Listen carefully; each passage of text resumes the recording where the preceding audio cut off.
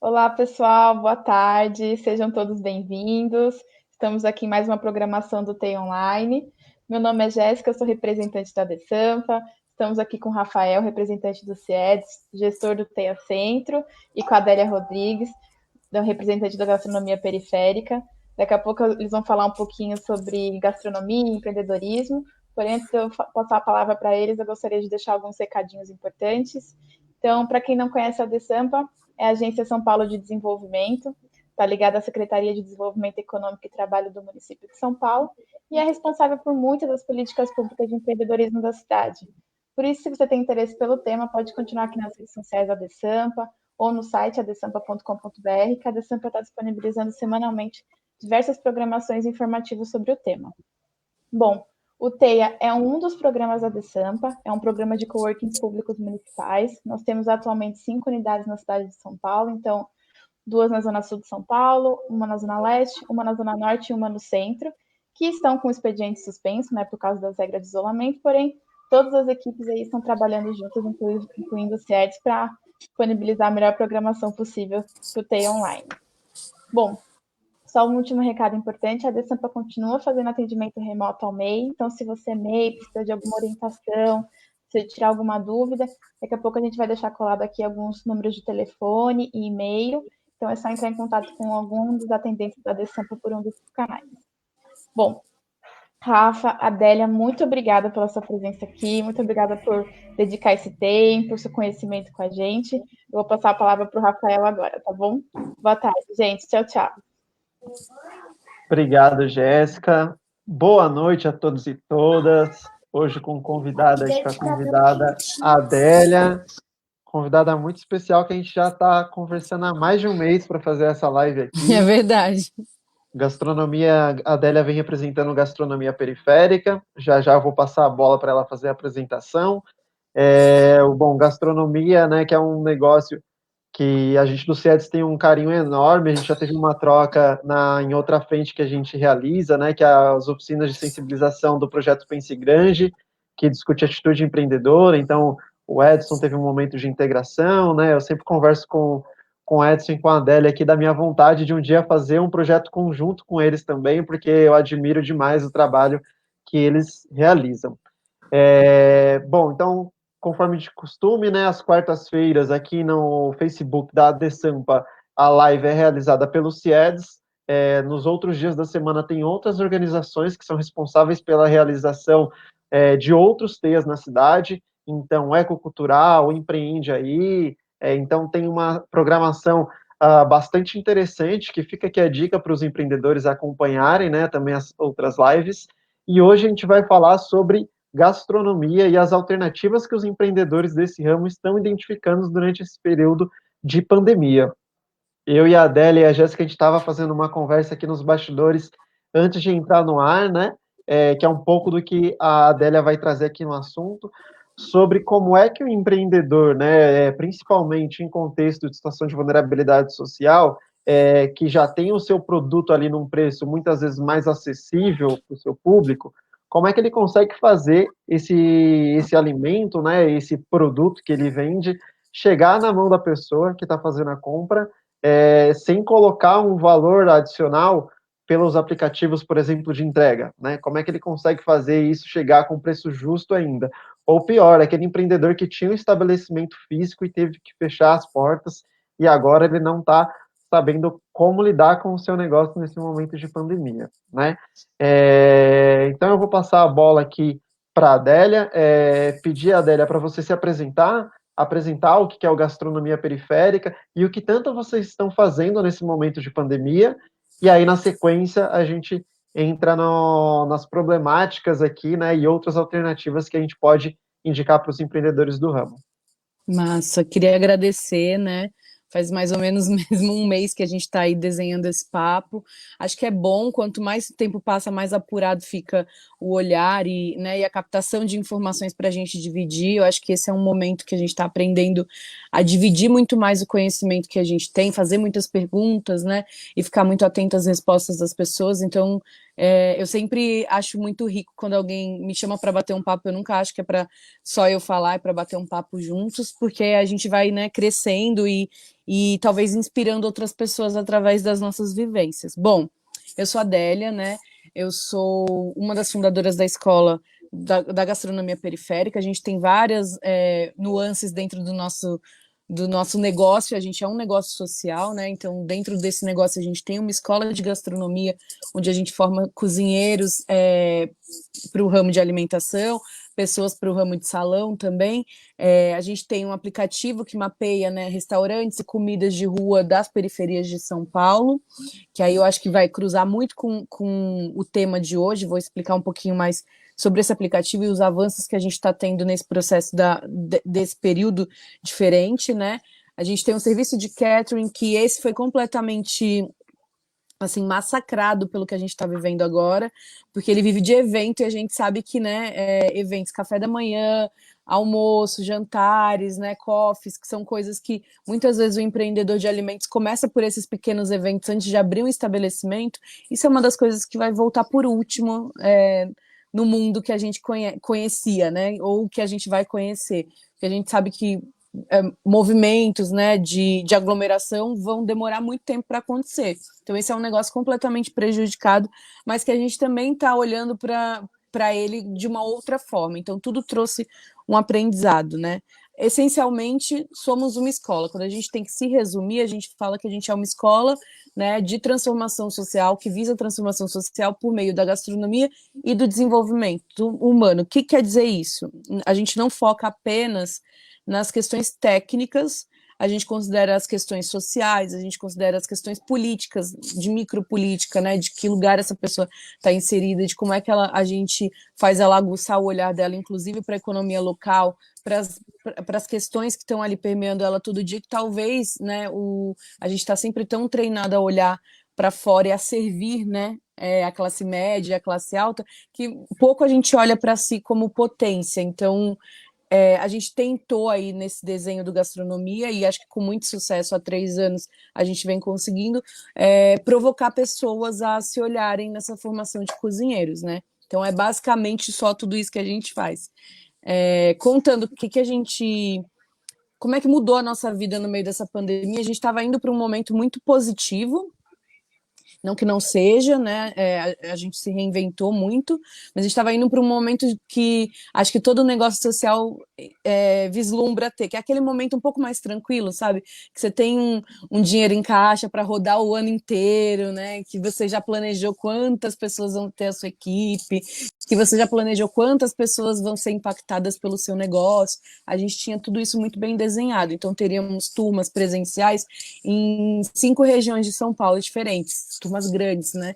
E aí isso tudo caiu por terra no momento em que, em março, a gente tinha começado o curso fazia um mês, em fevereiro, quando em março a gente se deparou com tudo isso que o mundo está vivendo, né? E a gente teve que se reinventar também enquanto escola e também o nosso olhar, porque uma das nossas turmas, que aí tem muita ligação com esse tema, uma das nossas turmas, a gente entendeu depois de, né, na terceira turma, né, no terceiro ciclo, terceiro ano da nossa escola, a gente entendeu que lá no início nós queríamos formar cozinheiros para trabalhar em grandes restaurantes e serem agentes de transformação dentro desses restaurantes, né? Então, eu falo muito disso, até acho que pela minha formação, que é psicologia e sociologia, que a nossa ideia é fazer cozinheiros que carregam a ética na mão, assim, sabe? É aquela pessoa que, quando vai entrar na cozinha, ela vai pensar sobre o desperdício porque ela sabe que tem gente passando fome. Ela vai pensar sobre qual é o caminho, né, dela até o restaurante, porque isso tudo vai impactar acho que até na dureza ou na sensibilidade que ela vai ter com as pessoas, porque ela tem um caminho que não é fácil, né? Sair da periferia para o centro, às vezes demora 2, 3 horas num período que deveria ser bem mais curto, né? Mas a dificuldade é muito grande. Então a gente inicialmente olhou para essas pessoas serem agentes de transformação nesses outros ambientes, nesses grandes restaurantes, né? E multiplicarem isso. Só que o que a gente percebeu? que muita gente, principalmente mulheres mais velhas, que já faziam suas coisinhas em casa, que tinham vontade de empreender, queriam fazer a formação de cozinha. Elas não queriam ir para um restaurante, para um grande restaurante. E muitas vezes o restaurante também não ia pegar porque ela já tinha passado de 40 anos. Estou falando muito no feminino, porque 90% das nossas turmas são de mulheres. Né? Isso é um recorte muito específico, assim, e com um perfil muito específico, que é mulheres que deram conta de trabalhar, de né, criar suas famílias, e depois foram olhar para as questões de qual é o meu talento, o que eu poderia fazer para ganhar dinheiro, mas que está dentro do meu talento, mesmo que não saiba muito lapidar isso. Então, é esse público que chega para o gastronomia. Aí a gente fez, opa, a gente vai ter que se reinventar aqui, a gente vai ter que olhar para uma formação que capacite essas pessoas que querem empreender. Eles vão sair daqui cozinheiros profissionais, mas cozinheiros profissionais empreendedores, né? É uma junção. O que eu percebo muito que acontece é que as pessoas elas vão com a cara e a coragem, porque a área de alimentos é a mais fácil, entre aspas, de você começar a empreender, né? Uhum. Principalmente na área de chocolate, porque ele tem uma durabilidade maior, ele tem uma questão de você não precisar se preocupar tanto com as questões de cozimento, ele é derretimento, né? Enfim, derretimento, uma boa embalagem, né? E as pessoas, o paladar do brasileiro está muito ligado ao doce, né? Então, é uma coisa que rapidamente você consegue fazer uma aula no YouTube e começar a vender. E a gente sabe que vende na escola, né? Vende na faculdade, vende, né, no ponto de ônibus, em tudo quanto é lugar. Só que essas pessoas não se capacitam para terem os seus negócios.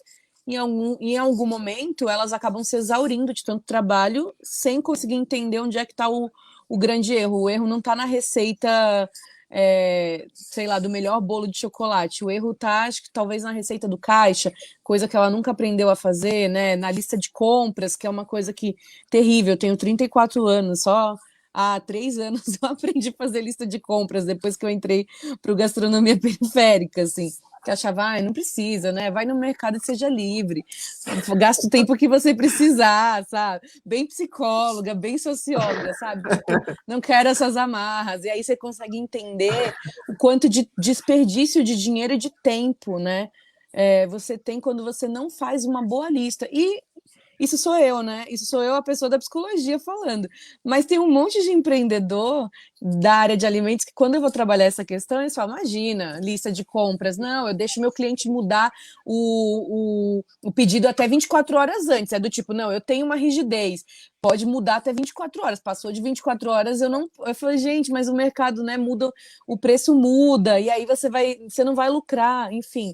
São coisas que a gente vai aprendendo. Então, muito tem a ver, né? Acho que muito do que a gente fala e da linguagem que a gente usa para trabalhar com esses empreendedores desde o ano passado. Então, desde o ano passado, a gente tem trabalhado bastante com empreendedores da área de alimentos. E esse ano a gente firmou um curso, né, lá na Zona Leste, só com pessoas empreendedoras, com quem já é da própria área.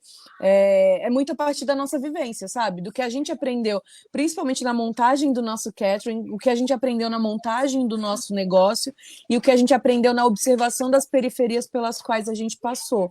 Né? Então, eu sempre digo, gente, presta atenção, que não é que o meu jeito ou o jeito do Edson, né, o jeito do gastronomia periférica é o melhor do mundo, mas assim, se você puder economizar um tempo, né, economizar erros, porque todo mundo vai errar.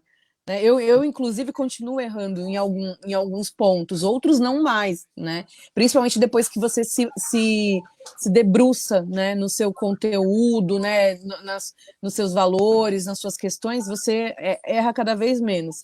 E quando você busca conhecimento em relação a isso. Mas eu digo, olha, encurta caminho, né, sofre menos. Então a gente divide numa linguagem muito, muito próxima.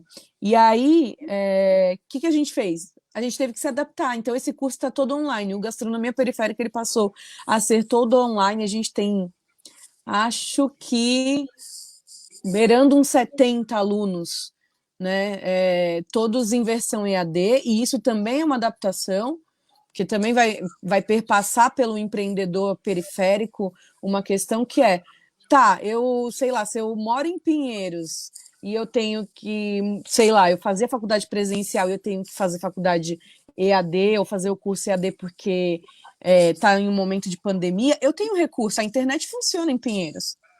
A internet não funciona na Quebrada. Né? A entrega, a gente tem 2 turmas no Capão, a entrega de dados no Capão não é a mesma entrega de Pinheiros, né?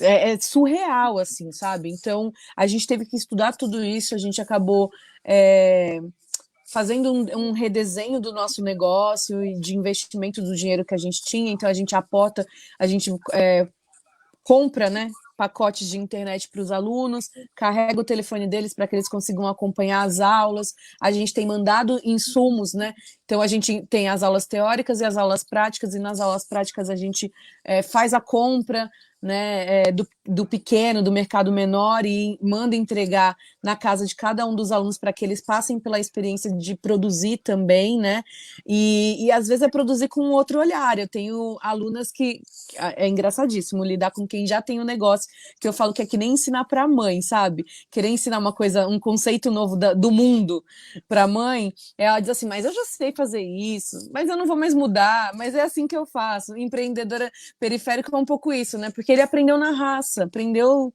enfim, na luta, né? E aí você fala, faz a ficha técnica, né? A gente está te ensinando, você vai ver o quanto que isso vai fazer com que você economize dinheiro. Então, o que eu acho que está acontecendo nesse momento é assim, as pessoas estão em casa, tem muito menos gente consumindo, porque tem muito menos gente circulando, né? O dinheiro circulando está muito menor, porque tem muito menos emprego. A gente tem aí, acho que 50% da população brasileira desempregada e 50% da população se declara periférico. Então, assim, a gente já sabe que o negócio tá feio pro nosso lado, né? E aí o dinheiro não está circulando nesses lugares, mas eu percebo que muita gente tem buscado conhecimento, buscado talvez dar aquela refinada no seu negócio, quem não está desesperado, né? Porque tem muitas pessoas desesperadas, e isso é normal também, né? É um sentimento muito legítimo, mas quem não está desesperado está tentando aproveitar esse momento para conseguir reestruturar e pensar numa parte muito administrativa, que é o que vai fazer você sobreviver ou você morrer. Tipo, é isso, sabe? Tem muito restaurante grande, inclusive, entregando o seu ponto, porque não está conseguindo se reestruturar nesse momento, se olhar. E aí tá preferindo, né? Porque tem também o dinheiro para entregar o ponto e reabrir num momento mais propício. A gente da periferia, eu sempre falo isso, o Edson também fala, a gente não tem chance de errar, né? Você só tem uma chance na vida, então ela tem que dar certo. E aí fica nesse movimento, assim. E aí, Adélia, só aproveitando aqui, eu acho que uma coisa que eu fiquei bastante feliz de ver, né, o trabalho de vocês, foi numa visita que a gente fez com os mediadores do Pense Grande, lá no Viela, em que eu vi, você trouxe, né, um número maior de mulheres, né, entre as alunas, mas eu vi também ali meninos na faixa etária ali, né, adolescente jovem, tendo a gastronomia como uma perspectiva e não só como uma perspectiva, né, não só como uma possibilidade, mas como um desejo também, né? Então, Sim. enquanto você fala, né, que na região periférica tem aquele sonho da molecada de ser, por exemplo, jogador de futebol e tudo mais, e aí a gente, por um lado, a gente fala, pô, acredita no seu sonho, por outro a gente fala, beleza, estuda alguma coisa aqui também, como um plano B, você vê a molecada desde pequeno falando, não, quando eu crescer eu quero ser um chefe, né, e aí todo o Tá trabalho virando plano A, né? tá virando um plano A. E aí ter por exemplo, né, o próprio Edson como uma referência ali para a molecada, né, é muito legal ver os meninos dizendo, pô, eu quero trabalhar aqui no ramo de gastronomia também. Sim. A gente desconstrói muita coisa dessa ideia de chefe, mas a gente não mata ela. Por que eu falo isso, né? Porque naturalmente a gente chama de chefe, é chefe Edson, né? Enfim, e todos esses nomes que cresceram muito, a gente acaba se referindo como chefe, que é uma função, e é uma função muito importante. É como se fosse, não, ele é o gestor da cozinha, não necessariamente ele vai estar na panela, né? Muito pelo contrário, ele vai estar olhando tudo, né, que está acontecendo em torno daquela panela e no máximo ele vai fazer a finalização. Ele controla aquela equipe dele. E a gente tenta deixar isso muito claro desde as crianças, né? A gente tem crianças de 11 anos até 17 anos. porque é uma formação diferente, uma formação de aproximação, sabe? E aí eu vou te contar por que a gente inventou essa formação, mas o que eu acho que é importante pensar em relação ao chefe, a gente desconstrói no sentido de que, tipo, o cozinheiro ou a cozinheira, a merendeira, eles são tão importantes, se não mais, do que um chefe de cozinha.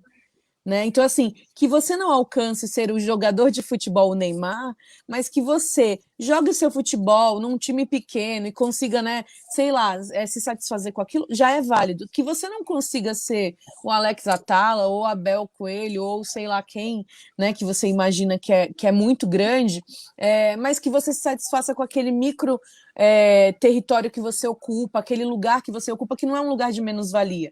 Né? A merendeira, ela não sabe menos, às vezes ela sabe até mais, muito mais do que um chefe de cozinha, porque às vezes o chefe não está na panela há muito tempo e não sabe, se der alguma coisa errada, pode ser que ele não saiba resolver.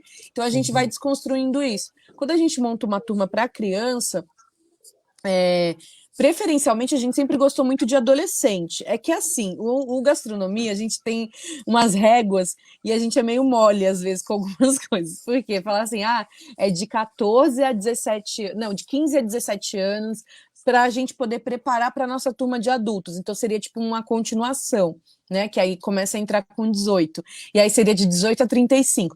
Só que, aparece a mulher de 60 anos com uma garra, e aí eu vou falar para ela que ela não vai fazer a aula. Nada, ela dá um baile nos meninos que são novos, sabe? Ela, tipo, ano passado eu tive a Fátima, maravilhosa, sempre falo dela. Eu tive uma aluna que, 60 anos, não sabia ler e escrever no começo do ano, ela é aluna do CIEJA Campo Limpo, que fica no Capão. Então, ela fazia a escola normal de manhã, ela ficava para os estágios do gastronomia à tarde, e à noite ela estudava com a gente e ainda fazia evento com a gente. Então, assim, ela tinha disposição. O que a gente tenta mostrar pro jovem, aí eu falo que a gente teve uma régua e a gente foi mole, é que assim, inicialmente seria 15, mas apareceu de 10, vem aqui, porque o que eu quero é que ele seja um multiplicador da ideia de que alimento é cura, né? E aí eu vou cruzar muito com a minha formação, com o que eu acredito, que é o que o Edson acredita e que todos que trabalham com a gente acreditam também, que o alimento, ele é muito poderoso, porque ele é uma questão política, né? Quem tem acesso, quem não tem, quem planta, quem vai. Por que a gente tem só cenoura laranja no mercado e não tem as de outras cores, né? Por que a gente come de Parelheiros quando a gente está em Pinheiros, mas quem é da Zona Sul não come, né? Então, tudo isso é político, tudo isso é uma questão política, inclusive a água, que também é um alimento, mas isso é um desdobramento muito maior. E ela também é uma questão de saúde, né? Então, se eu como bem, eu não preciso. Se eu de verdade comesse bem, eu não precisaria tomar remédio. E até os remédios vêm do que se planta, né? Então, esse conceito é uma coisa que a criança nunca ia ter acesso se ela não tivesse uma formação pensada sobre isso. E é ela que vai voltar para casa e ensinar os pais. A gente também descoloniza esse pensamento de que poxa, precisa ser sempre o adulto que está ensinando a criança. Talvez seja o contrário. Talvez seja essa criança que vai ensinar esse adulto que o miojo não é tão legal, né? Que o legal mesmo é aprender a fazer a galinhada, porque lá a gente trabalha muito com as regiões do país, né? Então a gente trabalha receitas típicas de cada região e essas crianças reproduzem em casa, fazem nas festas de família, é muito legal, assim. Então, é um processo de olhar a alimentação como parte de você. Talvez isso seja uma pegadinha para muitos empreendedores, né? Como eu falei, às vezes você faz o chocolate porque é o jeito mais fácil de você conseguir ganhar dinheiro, mas não necessariamente você está profundamente ligado àquilo. E aí vai dar errado, porque aí hoje, se você está fazendo chocolate e as pessoas estão curtindo, mas amanhã as pessoas passam a curtir a marmita fit, você quer fazer a marmita fit, só que você não tem repertório para fazer a marmita fit, você nem é nutricionista, né? Ou você nem sabe fazer os cálculos, né? Ou a alimentação vegana. E aí o empreendedor fala, nossa, todo mundo comendo coisas veganas, eu vou fazer coisas veganas também.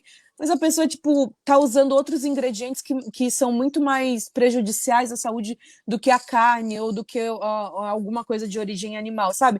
Esse equilíbrio de olhar precisa acontecer para os empreendedores, porque eu sinto que como a gente não tem chance de errar, como eu falei, a gente fica meio migrando de coisa para não deixar o negócio morrer. Só que quem faz muita coisa não faz coisa nenhuma direito, né? Sim, não, perfeito. E aí, para entrar no mais especificamente, Adélia, esse período de pandemia, né? Eu vi, a gente tem movimentos diferentes, né? Tem aquela galera que começou a empreender no ramo de gastronomia por conta do Agora, período. né? Então, por exemplo, eu moro num condomínio, né?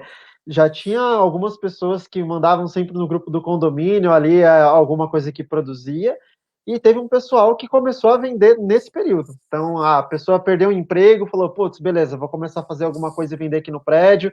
Ou o cara que tinha um estabelecimento, né, que ele já tinha um restaurante, aí ele fechou, e aí ele falou, não, beleza, eu vou adaptar o que eu produzia para começar a vender aqui dentro do condomínio. Então, por um lado, teve, né, algumas pessoas que viram como uma possibilidade a gastronomia, e teve uma outra galera que foi muito prejudicada, né, que era o que eu trouxe no começo. Aquele empreendedor que se viu obrigado a talvez parcerizar, né, ou se inscrever ali num aplicativo de delivery, só que ele já vende com uma margem de lucro pequena, e aí ele não quer também aumentar tanto, né, para não prejudicar o seu cliente.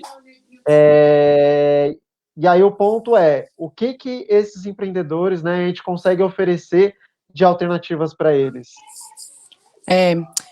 Acho que tem tudo isso que você falou, né? De gente que começou a empreender agora, e que, assim, vai ter muita dificuldade, porque é esse momento qual que é o grande lance, eu acho que é a pegadinha de você empreender com alimentação. Você vê o dinheiro saindo, porque você está investindo num produto que é palpável, né? Que é a comida, que é o alimento, mas você vê ele entrando, mas não necessariamente você sabe lidar muito bem com essas métricas, né? Principalmente de precificação nesse momento também, de fazer um desenho do perfil do seu público. Então, assim, poxa, tá, eu passei a empreender a partir do momento da pandemia. Mas no momento da pandemia é o momento que as pessoas têm menos dinheiro. Então, como é que eu vou equalizar o meu custo e a ideia de que eu preciso ter um lucro com a ideia de que as pessoas ganham menos? Né? Como é que eu faço para diminuir esses custos? Isso, quem é empreendedor antes da pandemia tem ligeiramente esse pensamento, tá lá com ele, né? Talvez ele não saiba exatamente qual ferramenta usar para poder chegar a essa resposta, mas ele sabe. Quem está começando a empreender agora acaba ficando na ilusão do tipo, o dinheiro está entrando, mas ele está saindo quase que proporcionalmente porque ele não tem essas ferramentas todas à disposição para pensar sobre isso, né? Eu acho que aí a gente consegue até, pelo seu exemplo, pensar que tem um aumento de pessoas nesse mercado, e não só no mercado da questão do alimento direto, mas da entrega de alimentos, né? A gente tem notícias e dados aí na cidade de São Paulo que o aumento de número de acidentes com motocicleta é gigantesco, porque muitas pessoas que perderam emprego passaram a ser entregadores, né, de delivery para poder sobreviver.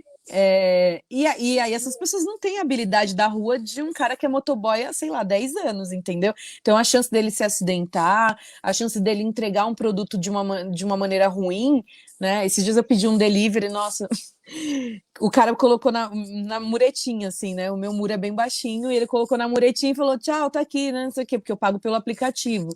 E aí ele foi embora, tipo, a sacola tava toda rasgada embaixo, sabe? Então, assim, é o despreparo, tava tudo revirado, era um tacacá. Então, tipo, acabou a comida ali. Não tinha mais o que fazer, assim, não dava para salvar. Mas é isso, assim, o que eu acho que tem acontecido a gente precisa, mesmo no momento do desespero, que é um momento de pandemia, traz um desespero do tipo, eu preciso trazer dinheiro para dentro de casa, tá?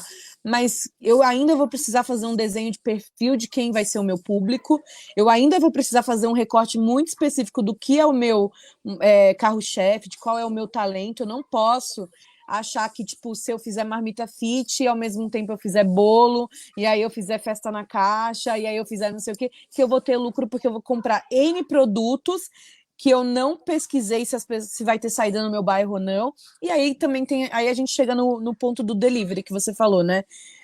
Esses aplicativos de entrega, assim, não é porque a gente tem um aplicativo, tá? Que aí eu vou falar um pouquinho dele. Mas eles sempre foram muito cruéis, e eu só me dei conta que eles eram muito cruéis quando a gente criou o nosso aplicativo. Por quê? Como é que nasce o aplicativo do Gastronomia Periférica? A gente, um dia, andando pelo Jardim São Luís, que é gigantesco, né? Se você somar lá a Zona Sul tem mais de 1,5 milhão só no Capão, Jardim São Luís e Jardim Ângela, é gente demais. E as coisas mudam muito rápido. Quando você não sabe administrar um negócio de comida, você abre muito fácil e você fecha muito fácil. Então, sei lá, aquele mineiro que funcionava na Avenida Tal, pode ser que daqui a um mês não esteja mais lá. E aí nesse momento eu estava vegetariana, então era um pouco mais difícil, inclusive na periferia, e eu não conseguia lembrar de um lugar. E aí a gente andou, eu e o Edson, e a gente falou, nossa, gente, nunca que a gente vai conseguir achar um lugar. Ele falou, poxa, porque não tem um iFood, né? Não tem não tem uma descrição de alimentos que sejam da periferia, da própria periferia. E aí a gente criou o nosso aplicativo que ele mapeia, ele não faz a entrega ainda, mas ele mapeia, né, restaurantes e comida de rua das periferias. O que a gente descobriu? A gente foi buscar entender por que esses aplicativos não estavam por que esses não estavam dentro da periferia. Quem nos deu a resposta, e eu vou falar muito claramente, foi o próprio iFood. Numa reunião que nos chamou até lá para talvez pensar uma parceria, eles nos mostraram números que eram assim, tipo, maior taxa de download do aplicativo iFood é dentro da periferia, só que é a maior taxa de desinstalação também, porque não tem restaurante cadastrado. Então, eu, cliente baixo, procurando você, mas você não está lá dentro. E a gente foi perguntar para os nossos comerciantes por que eles não estavam lá dentro, né? E por que alguns estavam.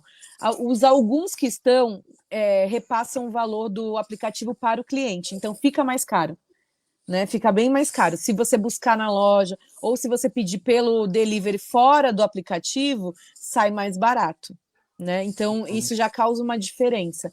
E aí, assim, eram taxas que eram irreais. Se o cara vai vender um combo, sei lá, de hambúrguer, batata e refrigerante, que é o que acontece a R$ 12 na periferia, para ele colocar no iFood, ele vai entregar de graça o produto dele. Né? Então não faz sentido. Ele nem consegue fazer todo esse cálculo que eu falei antes de ficha técnica, né? De ter todas essas ferramentas empreendedoras à disposição, que parece meio conversa de educador, né? De gente que quer dar formação, né? De gente que vai trazer conceitos, né? Externos, né? Não é, gente. Ajuda mesmo, ajuda a sobreviver e ajuda a facilitar o processo, né? Mas essa pessoa nem sabe disso, ela empreendeu na raça, ou porque tinha uma aptidão para aquilo. E aí a gente foi entender desses grandes, desses pequenos, né, periféricos, tem essas duas coisas. O iFood chegou a fazer uma aproximação até de alguns comércios periféricos, mas eles não aderiram. E aí, o que a gente sabe que tem acontecido? Que muitos restaurantes não depositavam toda a sua esperança de lucro na questão das entregas, mas que passaram a depositar agora, né? Porque só tem isso. E aí eles criaram outros sistemas, né? Eu conheço vários restaurantes que criaram um sistema de buscar ou de transformar alguém que era, por exemplo, do salão em uma pessoa que vai ser o entregador momentaneamente, é um acordo que eles fazem, olha, enquanto o nosso salão não estiver aberto, né, você fica como entregador, e aí ou compra uma bike, ou aluga uma bike, né, para essa pessoa, ou se já é um restaurante que tem mais de uma unidade, porque dentro da periferia também tem restaurantes grandes, né, ele acaba investindo na questão da moto. Aí quem já tinha um serviço de delivery estruturado só está lucrando, né? No sentido de que tem menos trabalho, menos traumas do que quem não tinha delivery nenhum. Quem estava apostando completamente em salão está sofrendo bem mais, assim. E o que eu percebo é que a gente tem que olhar para o nosso território de uma maneira muito investigativa e de busca de potência, né? O que eu tenho aqui à minha disposição, né? Uhum.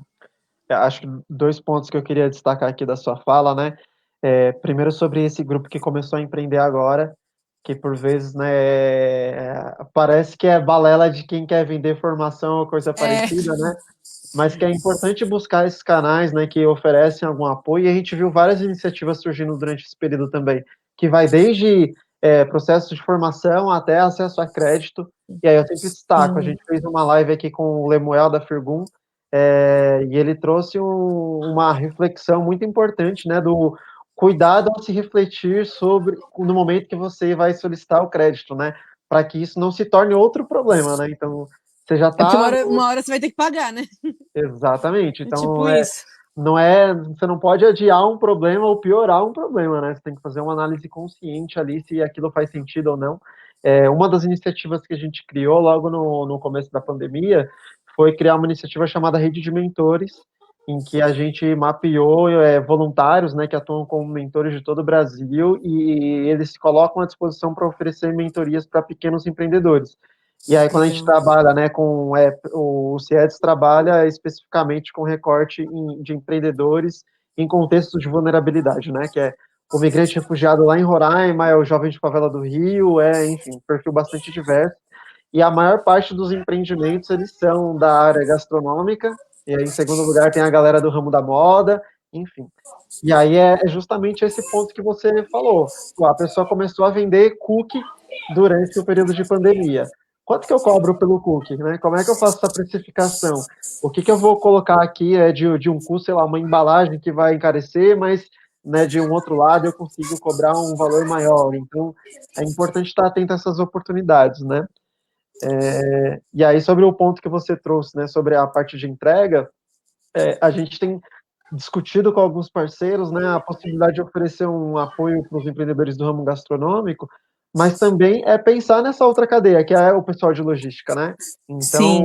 dentro de uma mesma comunidade, você pode ter ali um grupo, né, que trabalha com delivery, que você pode juntar com o pessoal da área da gastronomia, enfim, fazer uma rede ali no território, né, para você não ter que ficar dependendo de aplicativos que só cobram super caro.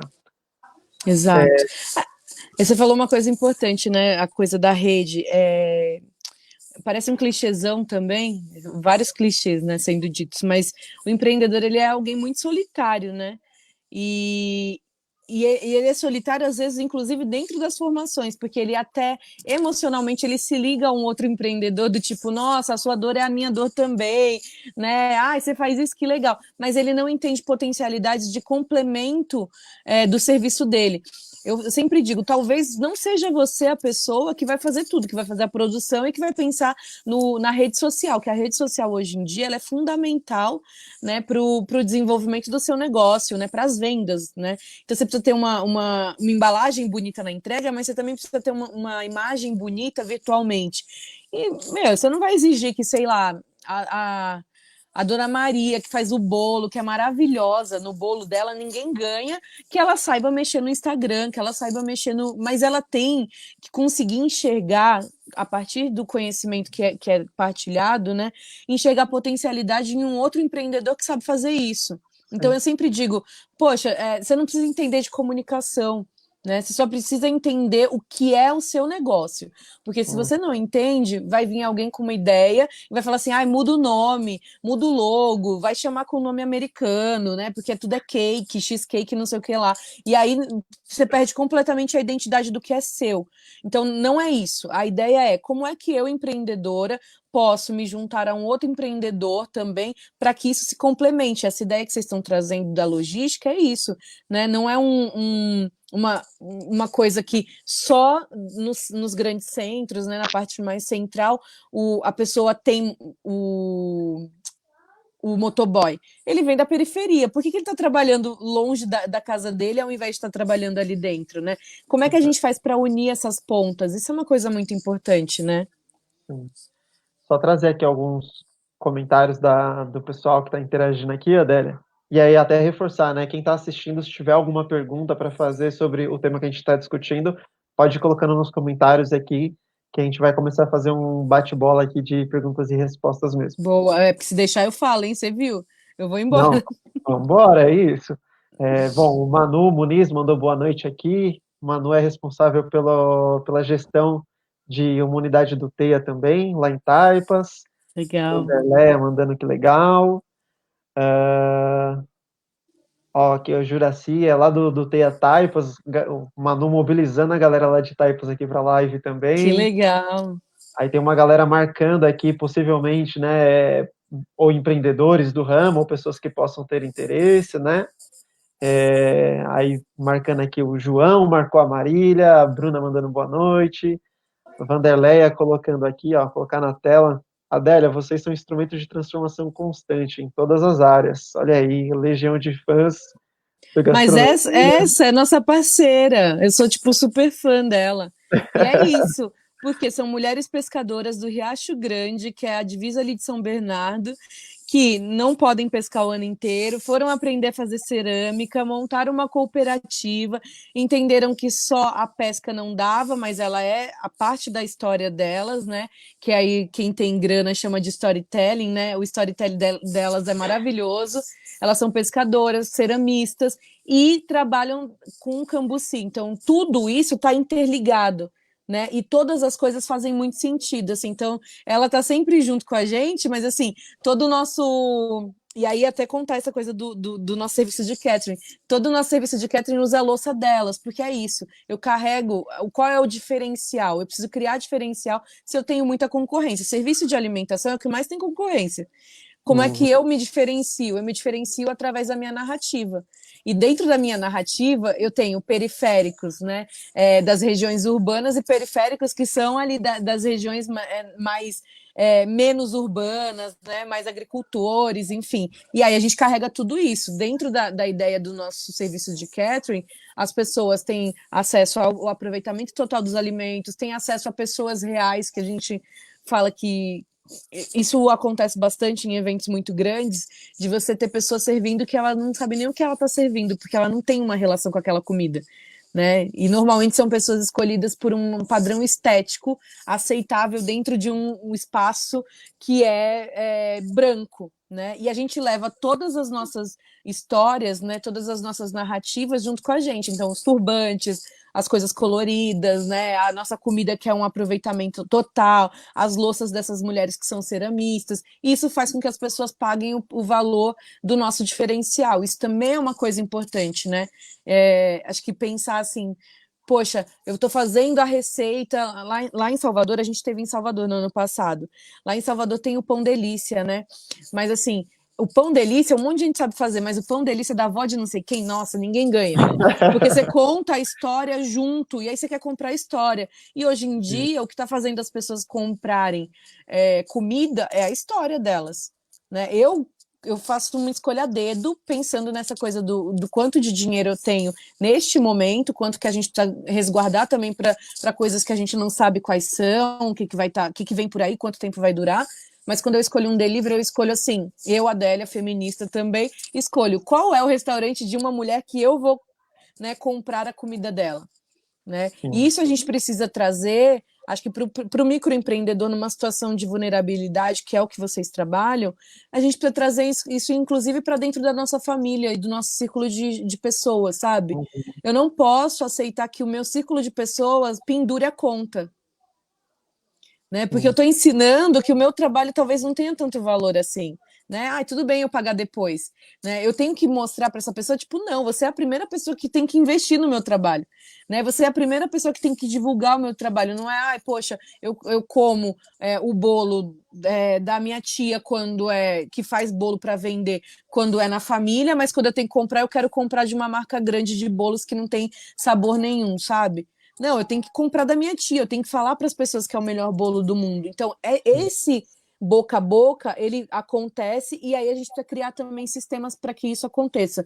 Queria só dar um exemplo. Eu tenho uma amiga, não é numa região periférica, mas é uma mulher muito batalhadora. Ela tem um restaurante chamado Casa Bartolomeu, tem tipo umas terapias alternativas, né, reiki, massagem e comidinhas mais orgânicas. Pois bem, a luta pegou todo o dinheiro que tinha, investiu, abriu esse lugar lá em Pinheiros, vende plantinhas junto, ok? Veio a pandemia. O que essa mulher está fazendo? Teve que fazer delivery, não fazia delivery. E aí ela está fazendo ali na região de Pinheiros, onde consegue entregar de bike e tudo mais. E olha como o cliente fidelizado ele é importante. Uma amiga que sempre me ouviu falar da comida da Letícia, lá da casa de Bartolomeu, comprou um combo de marmitas, porque é muito barato. Comprou o combo e comprou uma semana e falou, vou comprar sempre, porque tá valendo mais a pena do que eu cozinhar. Foi, comprou na outra semana e pediu para a Letícia fazer um combozinho de doces. Ela mora num prédio, ela colocou na porta dos vizinhos com cartãozinho. porque ela gostou tanto, e para ela é tão importante apoiar um negócio de duas mulheres negras, sabe? Que estão ali tentando empreender, que estão na maior dificuldade, que ela comprou um docinho a mais, botou na porta dos vizinhos, e alguns vizinhos passaram a comprar a comida da Casa Bartolomeu também. Então, essas pequenas coisas, né? O movimento não tem que ser só de quem tem o negócio. O movimento tem que ser da nossa rede. A nossa rede tem que nos apoiar também. E às vezes a nossa rede é inclusive os nossos clientes, né? Não, muito legal. Tem um comentário aqui do Lucas que acho que está muito alinhado nisso que a gente está discutindo, né? Ele colocou aqui: acho bem bacana a postura de vários clientes do ramo alimentício. Acho que é um pouco isso que a gente está discutindo, né? Devido à pandemia, as pessoas passaram a trocar grandes redes de fast food para a compra do pequeno empreendedor, ou como o Rafa disse, da galera do condomínio. Que a galera do condomínio é a galera do bairro, é a galera, né, que está mais próxima de você. Em especial, né, acho que para além da pandemia, muitas questões políticas, né, que a gente viu, né, grandes marcas Sim. associadas, e aí a pessoa fala, não, dessa marca aqui eu já não compro mais, e que bom que a gente está sendo mais crítico também, né, a fazer Sim. essa... Acho que tinha um movimento, né, talvez no ramo da moda, de algumas pessoas que falavam, pô, essa marca não é legal, teve uma denúncia de trabalho escravo, etc., e agora a gente vê isso indo para outras áreas, e que bom, né, que a gente está cada vez mais crítico de quem a gente compra ou deixa de comprar, né? Exatamente.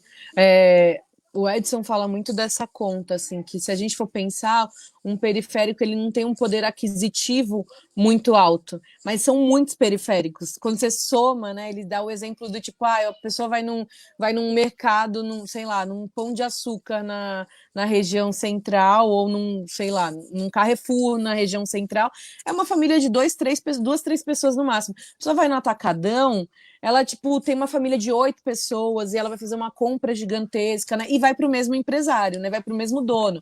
Então, assim, olhar para a periferia não é porque as pessoas estão se tocando emocionalmente. Elas estão olhando para a periferia como um potencial de negócio também, né? Claro. Só que aí o que a gente precisa se ligar é assim, a gente precisa começar a vender para os nossos. Se não, outra pessoa, né? Ou essas grandes empresas passam na frente. E o que acontece, assim, às vezes inverte um pouco, né? Quem está no centro quer comprar mais do pequeno e mais do periférico por essa questão de narrativa junto, e quem está na periferia não quer comprar do vizinho. Então, isso precisa realmente mudar, né? A gente precisa entender que existe qualidade dentro da periferia, até porque quem está cozinhando nos jardins é quem é periférico. Então, a qualidade está vindo da gente, né? Sim. Vou colocar um outro aqui, comentário da Ingrid. Conheço há tão pouco tempo e já aprendi bastante com toda essa equipe da família Gastronomia Periférica. Meus parabéns para Massa. vocês também.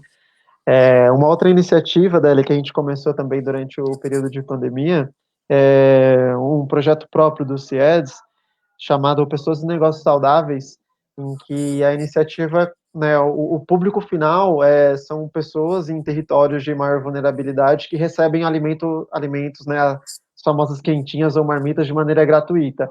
E aí o meio do caminho que a gente fez foi selecionar organizações de base comunitária. Essas organizações fazem a seleção das pessoas ali no território, né, que mais necessitam, e de empreendimentos do ramo gastronômico, e aí esses empreendimentos eles recebem, né, para produzir a marmitinha, a quentinha, e aí ele distribui para a comunidade gratuitamente. Então a gente começou esse Que projeto. legal isso. A gente está fazendo aqui em São Paulo, ali na região de Francisco Morato, Franco da Rocha, no Rio de Janeiro e no Ceará, são 3 estados já que está acontecendo. E faz 3 meses mais ou menos de operação, a gente já distribuiu mais de 60 mil quentinhas nesse modelo. Foi uma iniciativa assim, com um custo de investimento pequeno, né, que a gente conseguiu alguns parceiros investidores, que é uma iniciativa super fácil de replicar, né, e fortalece desde a organização de base comunitária ao empreendedor do ramo gastronômico e as famílias que mais precisam de alimento, né, que por vezes não é nenhuma questão de, putz, a família não tem a condição de comprar o alimento, mas às vezes ela economiza um dinheiro que ela pode utilizar para ir pagar uma conta que ele não teria. Exatamente. Então é uma forma de complementar aí também a renda da família no final do dia, né? E obviamente que tem, né, casos mais sérios que a pessoa não tem o alimento mesmo. Então, o trabalho da organização de base comunitária é essencial para selecionar esse povo, esse público que vai ser beneficiado também. Vocês foram por um. Olha que interessante, né? Você falou lá no começo que você queria muito, em algum momento, cruzar as nossas ações. Eu acho que vocês estão fazendo, né, pelo lado das quentinhas, então da comida já preparada, né? E a gente faz a mesma coisa, só que com a ideia dos insumos, né? Então, a gente lançou faz quase 4 meses uma campanha que é um fundo de necessidades básicas que a gente arrecadou em torno de 100 mil reais, né, para ajudar 14 organizações e ocupações espalhadas por São Paulo, meio que sendo a ponte, como vocês, né, sendo a ponte entre quem quer ajudar e quem precisa, só que no nosso caso, na ponta final, são insumos para serem preparados, né, no caso de vocês é a comida pronta, e todas as formas são muito válidas e muito importantes, né, então é isso que a gente precisa entender, e eu acho que tem uma coisa muito bonita nisso, tem várias desgraceiras acontecendo e assim, para a periferia são muitas camadas de dor, né? A gente não tem só a pandemia, a gente tem a fome, a gente tem o racismo, a gente tem a violência policial, a gente tem milhares de coisas que estão nos matando todos os dias. Mas se tem uma coisa positiva que a gente pode tirar disso, se a gente estiver atento, eu acho, e eu acredito muito nisso, é que a gente está quase que fazendo uma cola, sabe, de novo Uhum. entre nós. Então é isso, assim, quando você vira ponte, você enquanto CIEDS e a gente enquanto gastronomia periférica vira ponte entre as pessoas, aquelas pessoas elas se conectam e aí elas vão começar a pensar o quanto que essa organização social ela é importante, quanto esse negócio social ele é importante, porque muitas vezes ele está substituindo uma função que o governo não está dando conta de fazer. Que é como nasceu as ONGs lá nos anos 80, né, 70, 80, que veio com toda essa força de militância e veio com todo esse apoio para as comunidades, mas que em algum momento a coisa foi se engessando tanto, se formatando tanto para conseguir receber apoio financeiro, que passou a ser uma empresa sem a parte social, né? Parece que é só uma repetição de uma empresa. E aí eu trago muito esse discurso como prática, né, para não virar só discurso, de que todo negócio ele pode ser social. Né, ele pode ter um pedacinho social. Se você tem, sei lá, uma cozinha e você resolve contratar, vou dar o exemplo da Quitanda das Minas, né? Você está trabalhando com uma cozinha afrodescendente, sabe? Poxa, a gente sabe o quanto que as questões de religião de matriz africana são rechaçadas por inúmeras pessoas. Você dá essa cara para bater é muito importante. Você está reafirmando uma existência, sabe? Quando você trabalha só com mulheres pretas, você está reafirmando essa existência. Então, todas essas narrativas elas são muito importantes e elas viram de verdade uma cola entre as pessoas do tipo, peraí, quem está fazendo por mim são os meus, então talvez eu também possa ser eles, né? Se tem alguém, sei lá, sendo o Edson, ou sendo eu, ou sendo você, talvez eu possa ocupar esses lugares, e sim, pode. Né? Acho que essa é a grande questão, né? Quando eu falo, o gastronomia periférica ele é gigantesco, eu falei, gente, ele mas você também pode ser, porque a gente começou sem ter cozinha, inclusive. Né? A gente começou só os dois, pegando o salário, né? E a rescisão de um trabalho de anos. E aí falou: se não der certo, o que a gente faz? Se não der certo, a gente continua acreditando. E deu super certo, porque a gente está olhando para a nossa história e trazendo ela, né, no nosso discurso, na nossa prática, né? Sim, não, e como a gente vai encontrando, né, outros atores que têm conexão com a gente, né? Então, Sim. quando a gente lançou essa ideia do Pessoas dos Negócios Saudáveis, a gente saiu com a ideia e foi, né, falar com os nossos parceiros, né, de projetos anteriores ou atuais. Ó, tô com essa ideia, o custo para implementar é tanto, né? Quer entrar nessa com a gente? E a gente começou com um grupo pequeno num determinado território e aí a gente foi, né, vendo outras pessoas que falaram, pô, legal essa iniciativa, quero replicar em determinado território também, seja porque eu tenho alguma Legal. território, né, enfim, porque me identifico de alguma maneira, e a gente conseguiu ampliar o escopo, e aí a gente vai vendo, né, você falando, pô, o que vocês estão fazendo é algo muito parecido com o que a gente fez, é isso, Adélia, uma hora a gente vai ter que fazer um projeto junto, a gente tem muita coisa. Estamos cruzando as pontes, aí uma hora a gente caminha junto nessas pontes aí. Acho que esse já é um começo, né? Acho que partilhar ideias, né? E talvez inspirar pessoas. Eu sempre saio das coisas que eu escuto outras pessoas falando inspirado em alguma coisa, né? Então, isso a gente já está fazendo juntos, né? Pode desdobrar em outras coisas também. Maravilha. Eu estou colocando aqui para quem está acompanhando a live, aqui no chat, o link de avaliação. Pedir essa gentileza para vocês, vou até projetar ele aqui na tela para vocês verem também. Super importante que vocês preencham, tá? É um formulário super curto, vocês vão levar menos de 2 minutos para preencher. É muito importante para que a gente possa ir melhorando as nossas lives, né? Vocês podem fazer a avaliação se o tema foi útil ou não foi, como contribuiu para você, se você gostou ou não, para a gente continuar melhorando. E aí vocês podem ir seguindo a programação no Facebook da Adessampa, tá bem? Adélia, estamos chegando aqui nos minutos finais. É muito rápido, menino. Mas aí a gente fala, é 1 hora de live, parece que é um tempão, né? Quando você Ainda mais com uma pessoa começa... como eu, que fala pra caramba.